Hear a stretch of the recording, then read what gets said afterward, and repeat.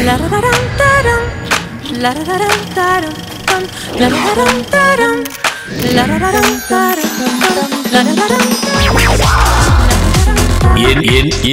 தமிழ் மக்களே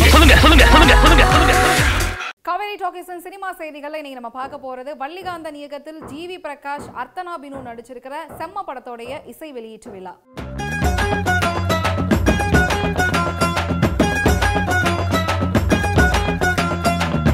முதல்ல படத்துடைய கதாநாயகன் ஜிவி பிரகாஷ் நம்ம கூட பல விஷயங்கள் அதிகமான திரைப்படங்கள்ல நடிக்கிறதுக்கான காரணங்களையும் ஷேர் பண்ணியிருக்கிறாரு.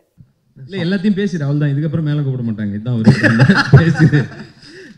நன்றி தான் சொல்லணும். நான் பாண்டியராஜ் சார் வந்து நன்றி சொன்னேன். நான் ஒரு ஸ்கிரிப்ட் கொடுத்து அப்புறம் ஒரு அசிஸ்டண்ட்டையும் கொடுத்து பேனரும் கொடுத்து ரவி சார் கூட சேர்ந்து இந்த படத்தை ப்ரொடியூஸ் பண்ணியிருக்காரு.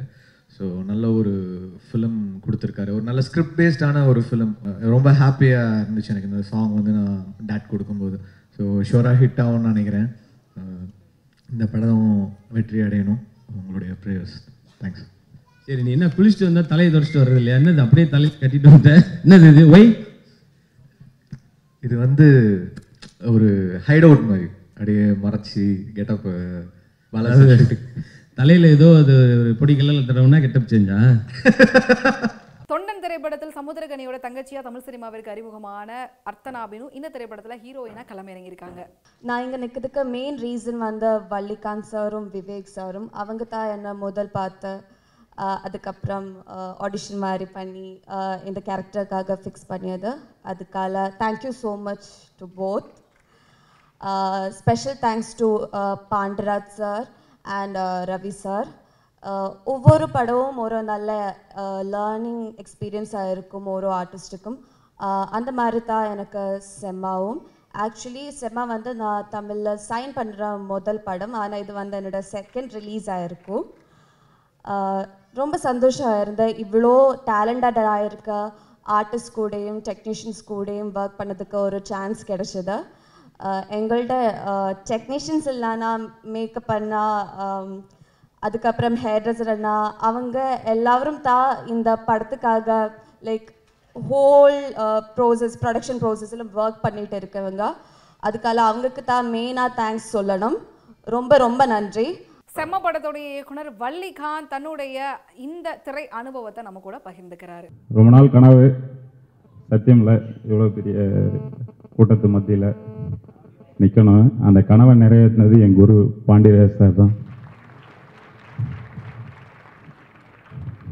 இங்கேயோ ஒரு மூலையில் இருந்த என்னை வந்து அசிஸ்டன்ட் டைரக்டர் ஆக்கி இன்றைக்கி வந்து டைரக்டராகவும் அழகு பார்க்குறாரு. அது வந்து எல்லாருக்கும் அந்த மனசு வராது. ஸோ அது வந்து நான் எப்படி சொல்கிறதுன்னு தெரியல. எனக்கு வந்து கிட்டத்தட்ட அவர் என்னை தம்பி மாதிரி தான் ட்ரீட் பண்ணியிருக்காரு.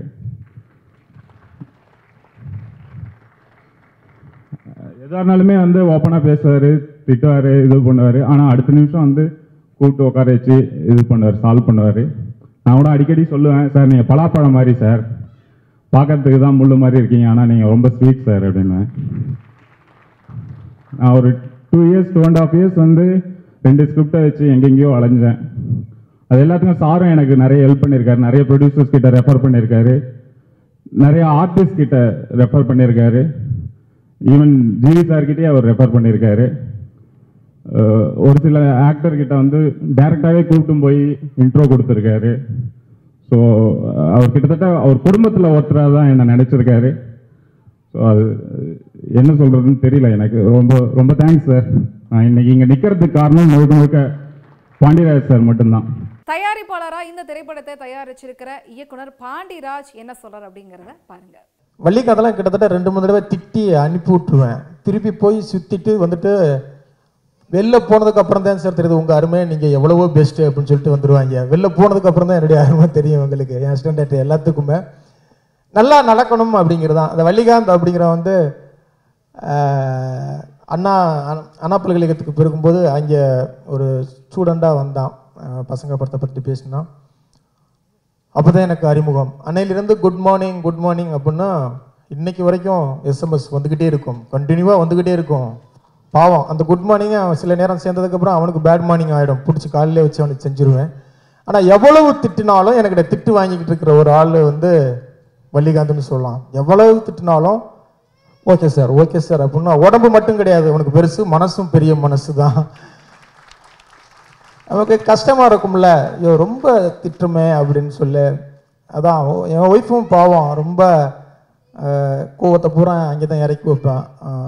அவங்களுக்கு ஒரு சரி ஒரு நல்ல மனைவியாக இருக்காங்க, நம்ம நல்ல ஹஸ்பண்டாக இருக்குமா அப்படின்னு தெரில அப்படிங்கிறதுக்காக அவங்கள சந்தோஷப்படுத்தணும் அப்படிங்கிறதுக்காக அவங்களுக்கு ஒரு வீடு வாங்கி கொடுத்தேன். சரி இதனால அவங்க சந்தோஷமாக இருப்பாங்க, சரி இவனை நம்பி வந்தோம் அப்படின்னா. சரி இந்த மாதிரி அதிகமாக திட்டு வாங்கினவனுக்கு என்ன பண்ணலாம் அப்படின்னு தான் இந்த படத்தை கொடுத்துருக்கேன். அதான் உண்மை. மீண்டும் காவேரி டாக்கீஸின் சினிமா செய்திகளை சந்திப்போம். நன்றி, வணக்கம்.